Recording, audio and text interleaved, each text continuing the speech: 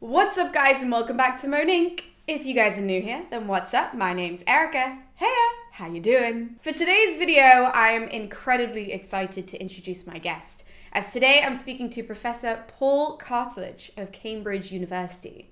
Now, Professor Cartledge is a leading world expert in Sparta, which I actually recently read his book titled The Spartans. I had so many questions about Sparta. It is not my realm of expertise. And so to be able to sit down with an expert such as Paul Cartledge, such a renowned classicist, I mean, it was the perfect time for me to put forward every little question that I've ever had about this incredible Greek city. But with all that being said, I'm so excited to roll this video for you guys, and I want to thank Professor Cartledge for taking time out of his unbelievably busy schedule, being, the classic superstar that he is, but also the professor that he is, taking time out to sit with me and so that we can have this video for you guys. I appreciate it massively, so thank you very, very much. And with all that being said, let's roll into the interview. Professor Cartledge, my first question for all of my guests is always about your classics background. So where did your love of classics start, and how did you get into it, and how did you end up becoming the classicist that you are today? I'll give you the laconic, the very short version. I started studying ancient Latin at 8 and ancient Greek at 11. So from a very early age, I was on a classics track, and I followed that all the way through my secondary education at St. Paul's School in London, a school founded by John Colet, Dean of St. Paul's Cathedral, a classicist, a humanist, a friend of Erasmus, who founded the school in 1509. And one of the anomalies was that as late as the 1960s, when I was at St. Paul's, still classics on the humanities, arts and humanities side was the premier discipline. And the two teachers, we had two principal teachers in what we called the 8th form, which is the 6th form anywhere else. So high school, junior high, senior high. They, between them, insofar as they produced us at all, but insofar as anyone is responsible, they achieved between them 100 what are called awards. So in other words, either a scholarship or an exhibition, not a mere entry into either Oxford or Cambridge in a 20-year period. So a strike rate of 5 awards at Oxbridge per annum, quite extraordinary. And in my year, there were 8 of us. 4 of us went to Oxford. I was one of those. I went to New College. We had no choice. We were told which college we were going to apply for. And 4 of us went to Cambridge. And of those 8, one, I believe, is sadly dead. But of the others, I've kept up with 3 or 4 over that, what now? I left school in 1964. So it's getting on for 60 years. It's 60, 59 years ago. At any rate, so you asked about my love. Now that's slightly different. So when I was 8, and I remember this still vividly, I was given for either a birthday or for a Christmas present 2 very little volumes.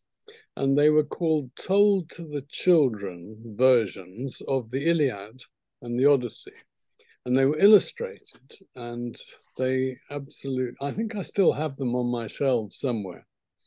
And when, as you know, when you read the Odyssey and you come to what is divided up as Book 17, Odysseus has been traveling for nearly 10 years. He's come back finally to his home island, kingdom of Ithaca. Athene, his patron goddess, has disguised him as a beggar. And he comes to his palace, unrecognizable by anybody because he's disguised as a beggar.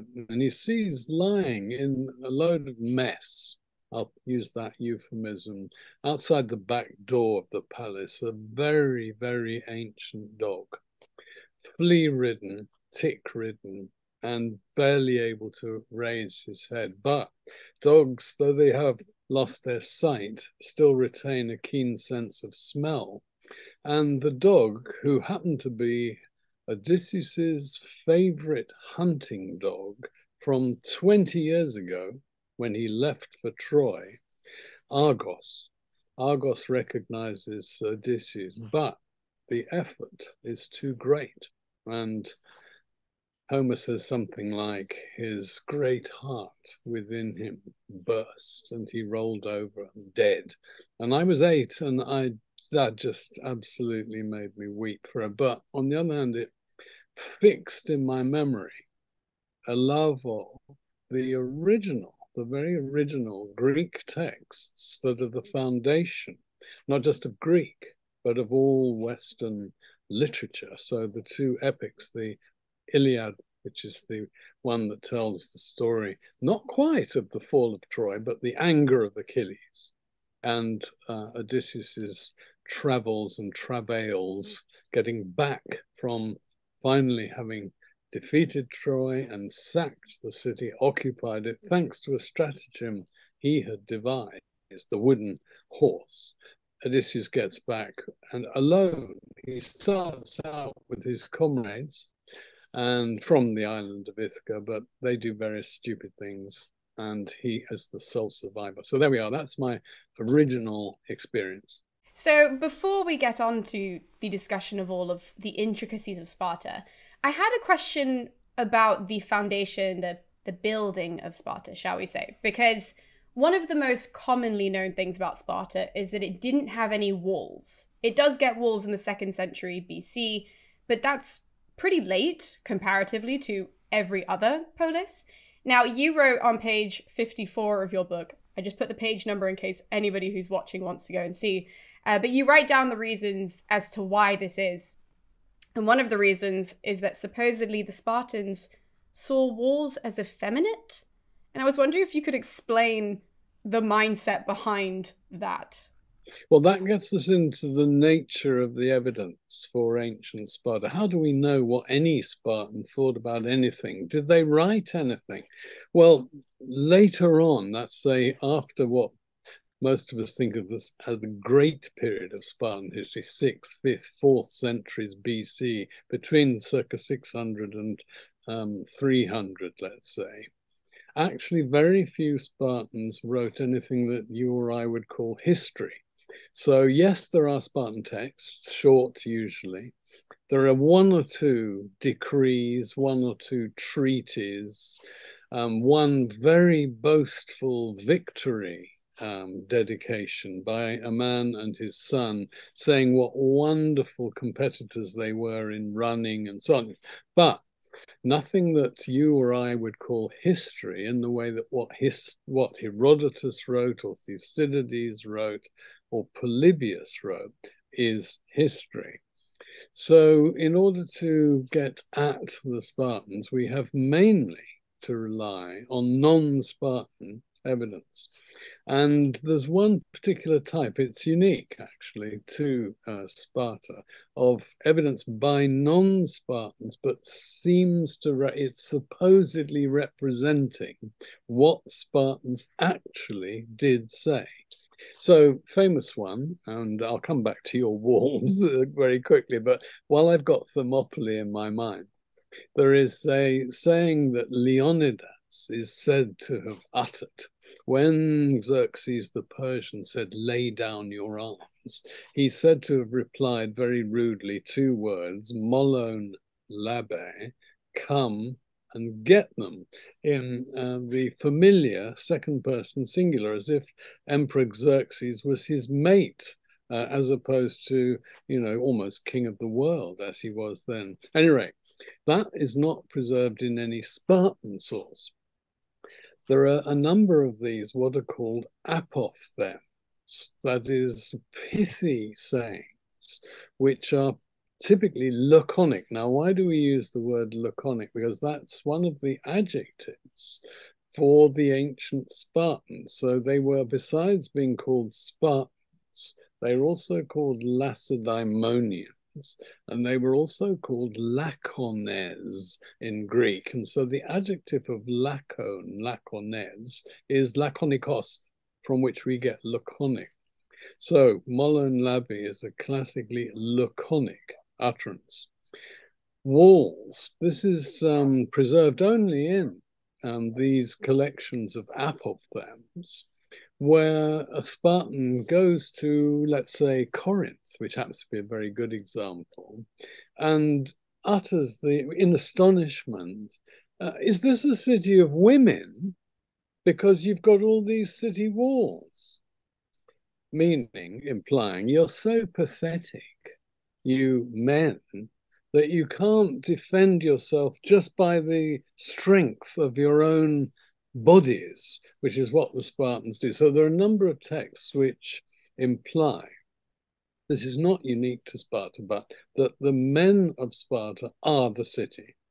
And because Spartan men were reputedly, and it's a reputation they did a lot to disseminate, reputedly, particularly both brave and efficient in war, they didn't need a prop, a mere sort of fig leaf, such as walls would have been. So that is what lies underneath in order to unpack both, on the one hand, Spartan mentality, which is in this respect allegedly anti-feminist.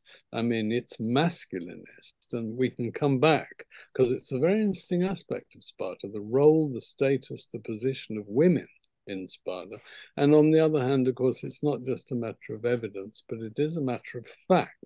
The Spartans did not build a city wall until, as you say, well, it possibly starts in the 3rd century, but mainly in the 2nd. So then you ask, I mean, maybe you were going to ask, why did they build it then? And that's because partly it was by then normal. And so Sparta had become slightly less unusual, shall we say. And in particular, it had become definitely weaker than it had been in the previous classical and archaic periods. And so it actually felt it needed a wall because these wretched people kept attacking them from the north or from the sea. And therefore, whereas down to the, what is it, the 360s, I think, BC, for hundreds of years, no enemy had got into Sparta town. After that, and especially in the 3rd century, so yeah, Sparta is vulnerable and therefore it needs to build walls. Now, during that period prior to the walls, as you were saying, this is a very militaristic society. It's arguably the most militaristic society that we have from the ancient Greek world. And that's partially, not all, but partially due to the structure of the agoge there. Well, I'm pretty sure I just butchered that word. Agoge? No, that's, well, in the accent, if you were saying it in modern Greek, it'd be agogi, because the accent's on the, but agogi is how we say it.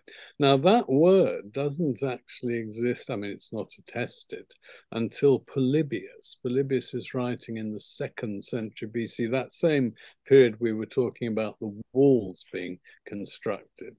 It may well have existed before, just didn't happen to be attested in extant surviving literature. However, the thing it refers to, the educational system, certainly existed, at least by the time of Plato and Aristotle. I put it that way because there's no actual discussion of it in any earlier source. So if you want it to be in Herodotus or Thucydides, it isn't. So we first hear in Plato and then in Aristotle that a distinguishing feature, in fact, a unique feature of ancient Sparta is that there is this educational system for mainly the boys, but there's a sort of minor version for the girls. The important point being that girls and boys are educated separately, which is true everywhere, but in a very distinctive way in Sparta, because the boys uniquely have a curriculum. It's not just, you know, a little hour or two a day, but allegedly, now this is the problem, the actual sources, Plato, Aristotle, don't specify. It's much later sources, Plutarch being the most extensive in the 1st and 2nd century AD, so hundreds of years later. He tells us of a very detailed cyclical system organized on a yearly basis. So when a boy attains the age of 7, or probably what they did was in the 7th year, between this festival and then the next year's, all boys rising 7, we might say, had to be educated communally outside the home. That's the key thing. They were physically removed. And, well, if you accept the extreme version, they wouldn't even go home for the weekend, as it were, if you see what I mean. They were in packs, and we have different words which mean literally the words that are applied to animals. So we might say herds.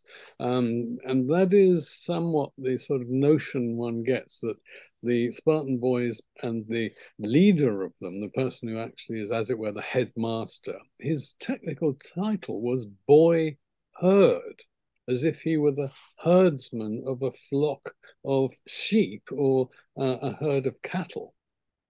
So from the age of 7 to 18, at various stages, the education changed, the content, the discipline, the intensity. But broadly speaking, 7 to 18, all Spartan boys. Now, what was the point of it? 2, I think. Again, I'm inferring. This is something that we've got no contemporary Spartan source. But that 1, it inculcates a notion of community, civic solidarity, uniformity. Being a Spartan is conforming to certain rules, regulations that are traditional, and they're imposed. In other words, if you breach them, you get severely punished, even to the extent of possibly being expelled for good from your community, having to go as an exile elsewhere. Anyway, very, very tough.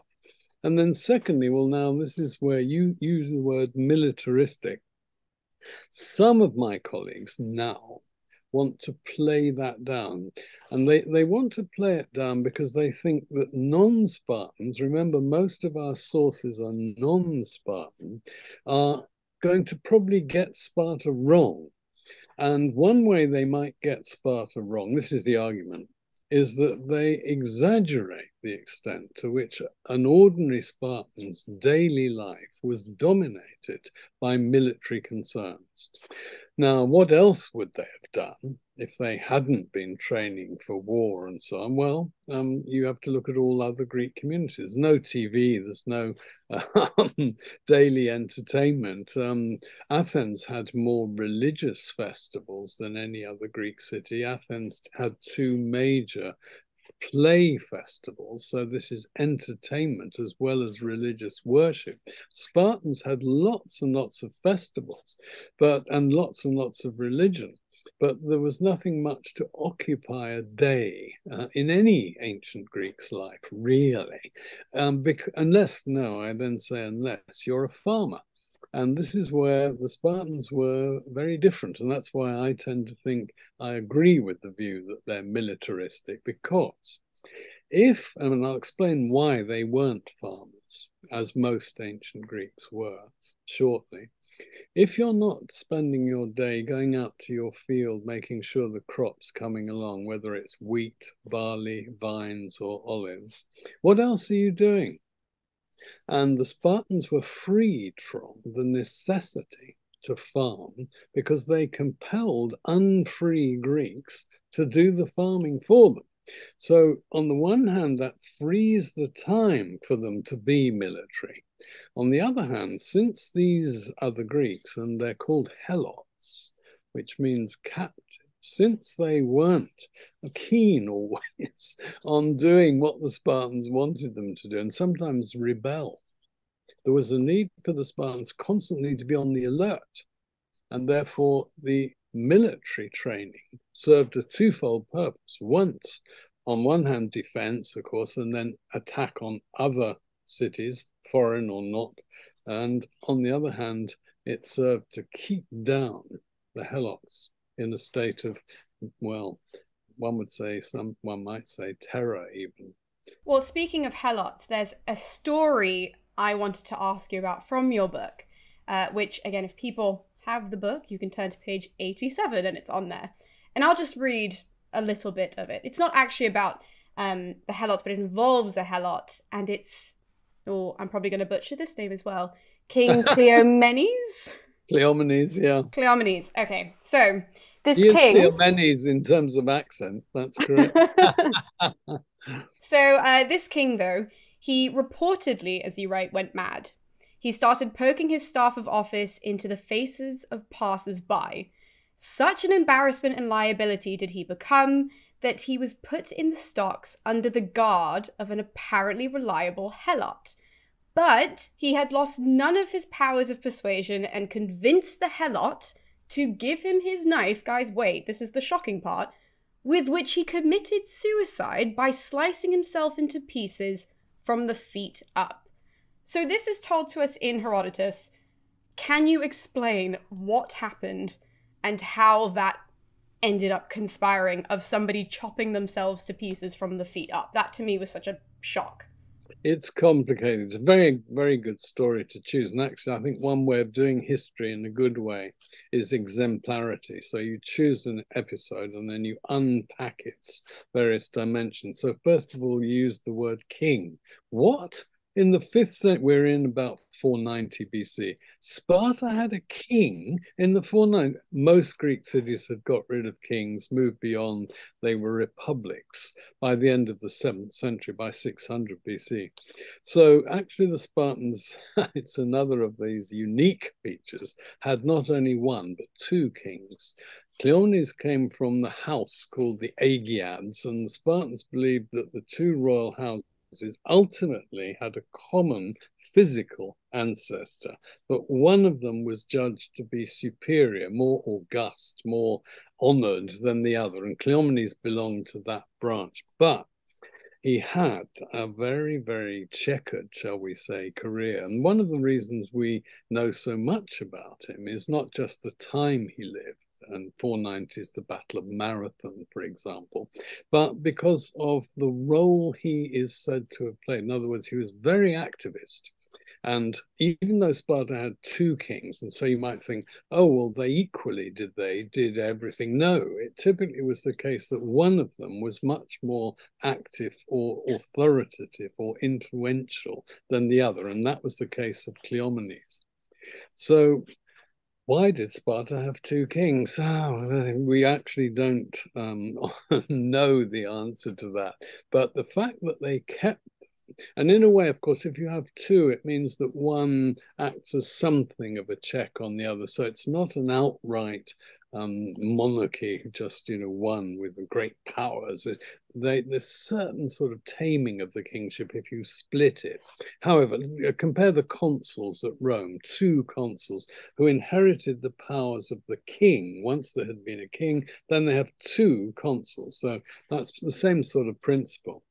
Well, now, Cleomenes was put in the stocks for, as Herodotus, or rather Herodotus's sources in Sparta told him, because he'd gone mad. In other words, it wasn't just that he was thought to be politically dangerous. He was maybe behaving oddly in some of his judgments, which he was, by the way. But according to the version Herodotus gets, is that there's something psychological about Cleomenes' disease or illness, which a Spartan would have normally, this is a standard ancient notion, somebody behaving like that must have been adversely affected by some god.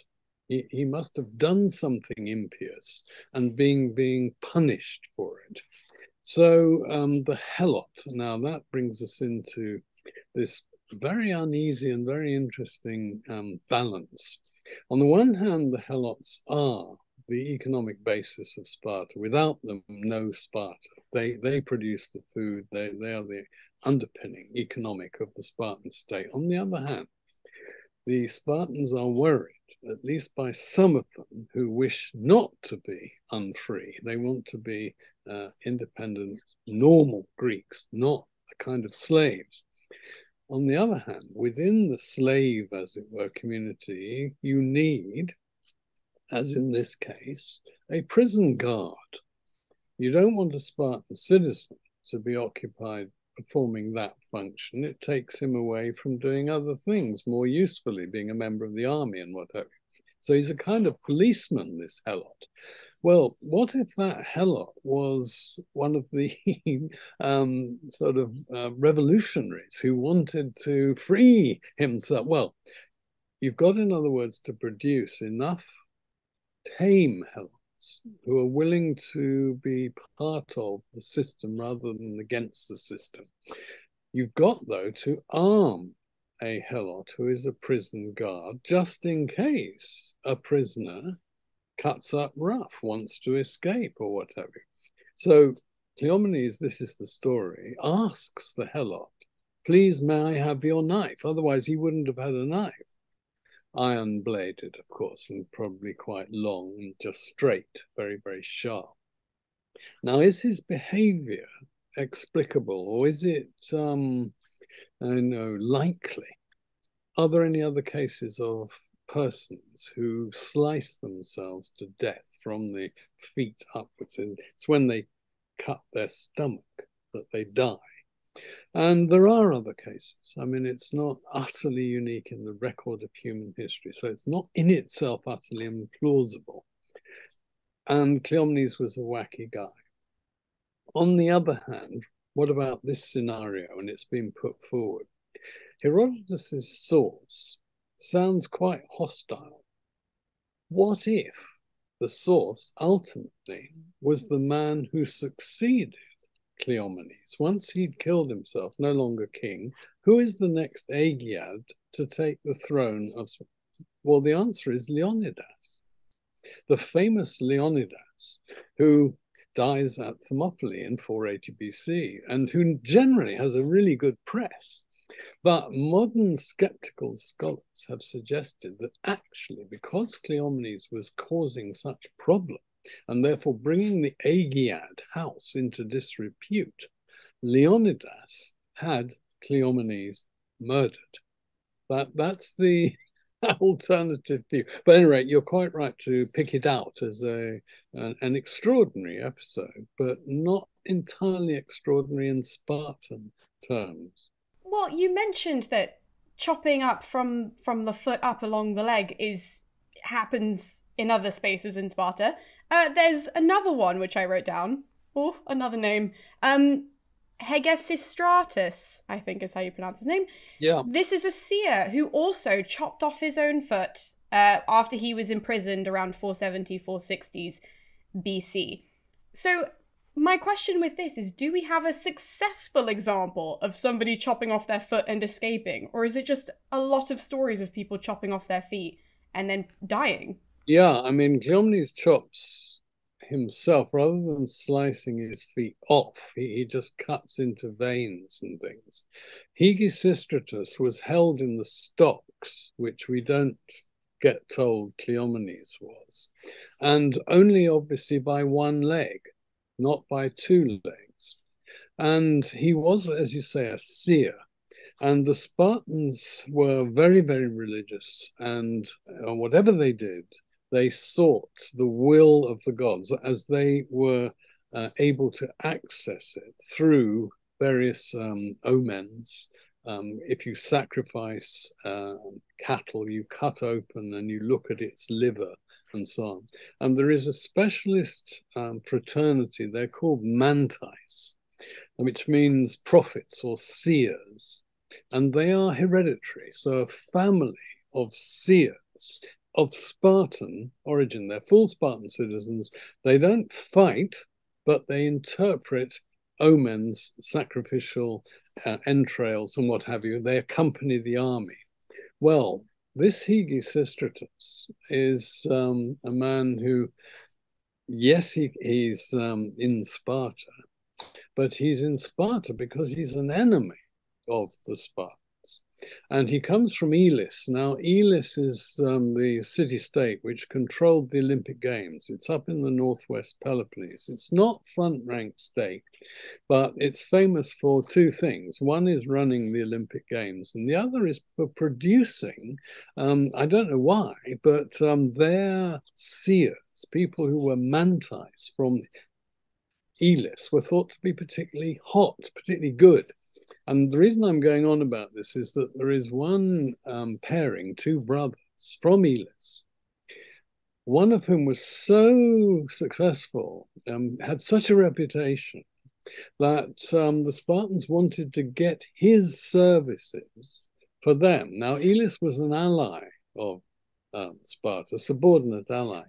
And this guy's name is Tysamenos. We're in the same sort of period, second quarter of the 5th century BC.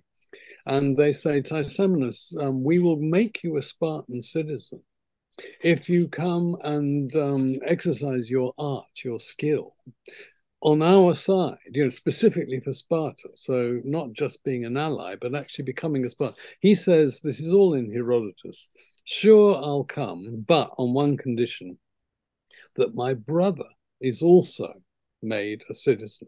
And we've got later evidence they did indeed come to Sparta, stay that they had children, and those children become Spartans later. It's all very interesting. But the interesting part about Hegesistratus is that he's a ferocious anti-Spartan. He's the exact opposite.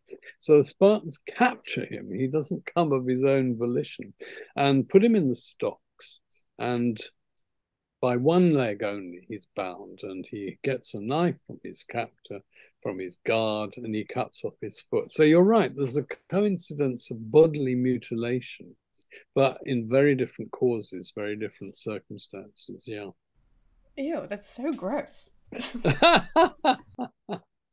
But we've briefly sort of mentioned how the Spartans were really religious, but two gods seem to, from my understanding, again, I'm not the expert, seem to somewhat be absent from Sparta, which is Dionysus and Demeter. Now, you mentioned how the Helots do all of the farming and they do all of the work. So when I was reading, and I have no doubt somebody else has probably wondered this, were those two gods, because the Spartans also had a bit of a funny reputation with regards to wine, and how the Helots were the ones who drank in excess, not the Spartans, and all of this. So were those gods omitted because the Spartans wanted to influence the Spartans to do the qualities that they valued, as opposed to protect the Helots? Or was it a case of omitting those gods so that the Helots didn't know that there were gods who were supposed to handle this and whatnot? Well, as always, it's complicated. That's to say, it's not just a simple omission of Dionysus and Demeter and her daughter Persephone, but a diminution. So they are worshipped. But whereas in almost all of Greece, the principal women only, that is married women, mothers only festival, is called the Thesmophoria, because it's in honor of Demeter Thesmophoros, which literally means she who makes or brings laws. Doesn't matter, it's the most important Demeter in all Greece. It's the best attested festival. There are 300 examples. Sparta, no. So why wasn't the principal goddess for married women and mothers, goddess of also fertility of animals as well as humans and of crops, why was she so downgraded in Sparta? Now, one thought is precisely the one you've uttered. And it would apply also to Dionysus, but I'll come on to him because there's a little wrinkle with Dionysus.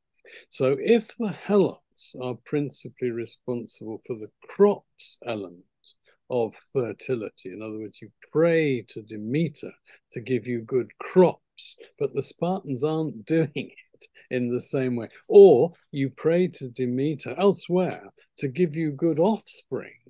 Well, how are the Spartans getting around that? Well, they're getting around that by worshipping other female divinities of childbirth rather than Demeter. So you ask yourself, in that case, it's not so obvious why you'd want to exclude the Helots particularly, because you'd want to worship Demeter for your own childbirth purposes. And the Spartans are very anxious about childbirth.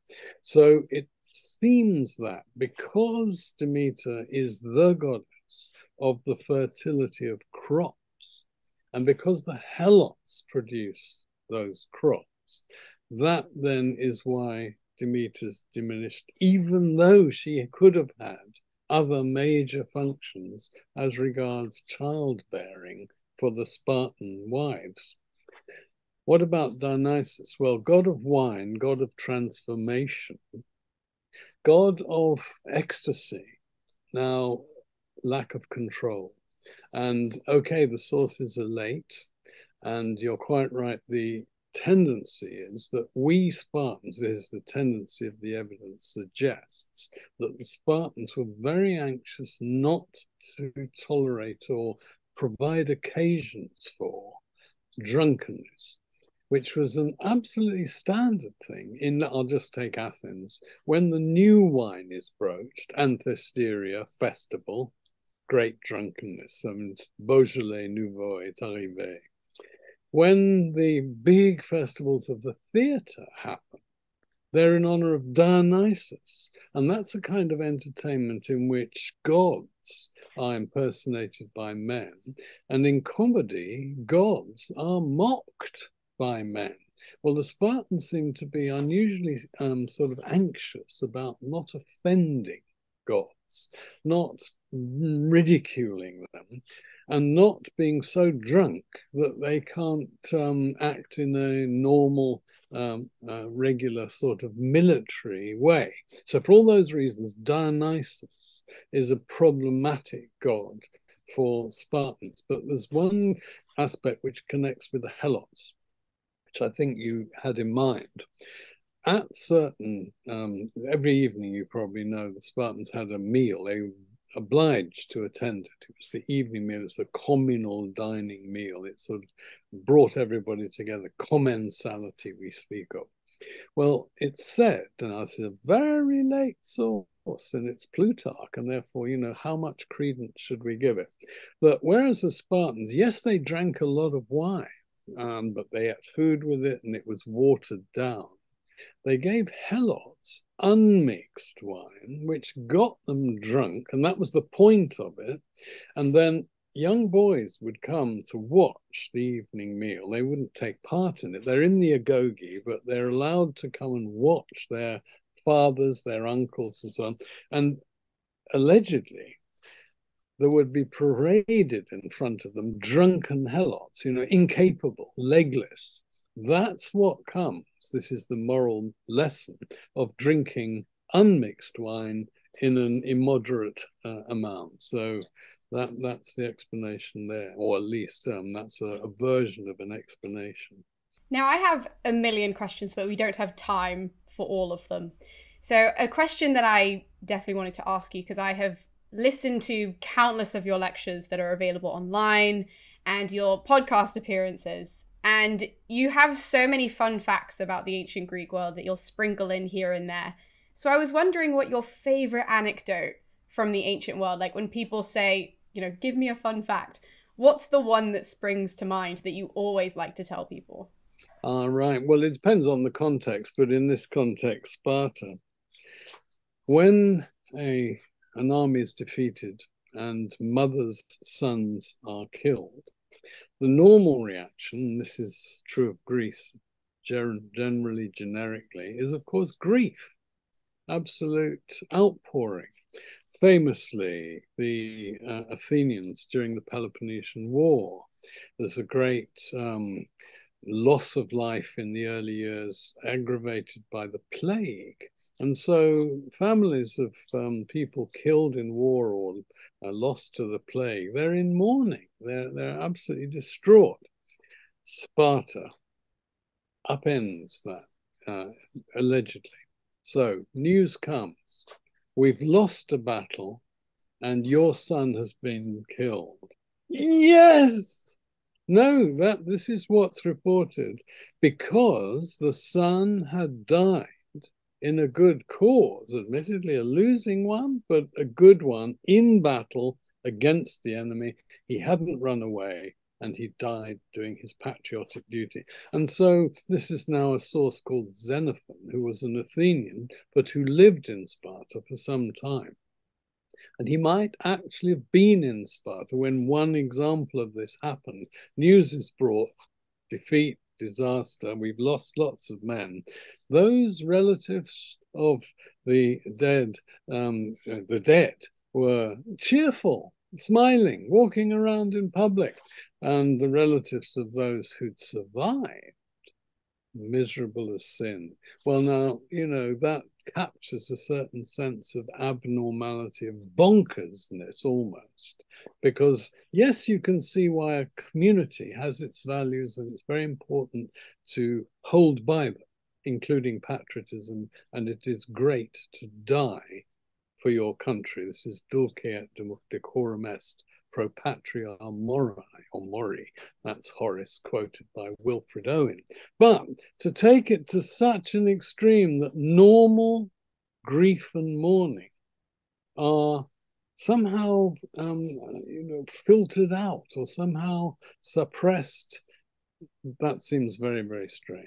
Wasn't there also a story of a woman who, she didn't brick her son up in a temple, but didn't he take refuge in a temple and she just put one brick and then everybody else bricked him up? Well, there you're referring again to, it's that same body of evidence of anecdotes, apophthegms.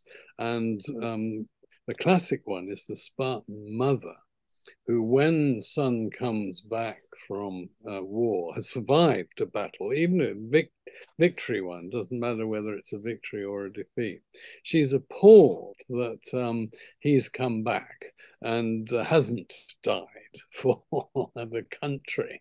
And there is a woman, this is again anecdotal, who had 7 sons of military age who all perished in the same battle. She's thrilled to bits because her family, her offspring, have made this amazing sacrifice. Yes, you're right. The bricks is a similar variation on, rather than wishing to free the son, she contributes as much as she can to his, in this case, ignominious death. As my final question for you, Professor Cartledge, lots of my viewers are newbies to the subject, and so something I ask everybody at the end of a chat is, for those people who are later in life rediscovering the classics, or I get a lot of students who use my videos to help them read and all of this, if you could give them a piece of advice to getting into the study of classics and really sticking with it, because when you're on the outside, it certainly seems quite untouchable. What's the advice that you would give to them? Yeah, I think what you have in mind as to its difficulty is that really, really to get under the skin of any other people than your own, you need really to learn their languages and therefore to read the texts that they produce or the artworks that they produce, to have some understanding of the art and archaeology of ancient Greece, ancient Sparta. But well, I started off by telling you about my personal experience with Homer, and quite honestly, I think there is no better introduction than a really good translation, Robert Fagle's, for example, of the Iliad and the Odyssey. How to stick with it? Well, now there are various ways. The Open University, there are various forums which actually give you basic instruction in the Greek language. We're talking mainly about Greek, but of course Latin is the language of the Romans and of the Roman Empire, and Greece became part of the Roman Empire. And there's no substitute for trying to learn the Greek alphabet to start with, which is very beautiful in its way, and then trying out some basic composition, so writing out, so you actually learn much more about another language by trying to write it than you do by reading it, which is a more passive experience. But there's no royal road, there's no golden way that I can recommend. There are various organizations, such as one I'm a member of, which is called Classics for All. If you're at school, then that's a way of getting into learning some classics, and indeed including language, from the age of 7, 8 onwards. But as an adult, the Open University is a route. In this United Kingdom, whereby there is a classics department, a flourishing one, and a number of their materials will be available online. Well, thank you so much for joining me today, Professor Cartledge. I hugely appreciate that you would take time out to sit with me, to chat with me, to do this video, because I'm a huge fan of all your work. You've been very kind, Erica, and I hope we meet again very soon. Thank you so much. So for all of you guys who have been convinced to pick up one of Professor Cartledge's books, if you haven't already, all of the links are in the description below. I highly recommend reading The Spartans. It is not very long and it is incredibly entertaining. So thank you guys so much for tuning in, and we'll be seeing you next time with more videos here on Monink. So I'll see you guys then.